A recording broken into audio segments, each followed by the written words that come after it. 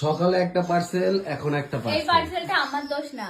কার দোষ? এই পার্সেলটা আগের দিনকে আমার একটা টপ পছন্দ হয়েছিল, যেটা স্ক্রিনশট মেরে আমি স্টোরিতে দিয়েছিলাম, সবাইকে বলেছিলাম যে এটা কেমন লাগছে, আমার ভালো লাগছে দেখতে, তোমরা যদি বলো এটা কিনবো।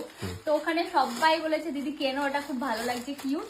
তো এরকম একটা জিনিস তুমি মনে আছে 800 টাকা দিয়ে দেখেছিলাম চ্যানেলে, কিন্তু পিঙ্ক কালার ছিল, এবার এটা আমি রেড কালার। ওটা আলাদা, এটা আলাদা। ওটা 800 টাকা আর এটা 300 টাকা, 300 টাকার মতো নেই। হ্যাঁ, ওটার কোয়ালিটি অবশ্যই আলাদা, যেহেতু ওখানে স্টোন বসানো ছিল। আর এইটার কোয়ালিটিটাই এখন দেখবো।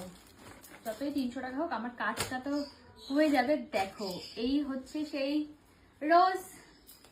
কি হলো? গেল আরেকটা নেই, ঠিকই আছে না, আছে।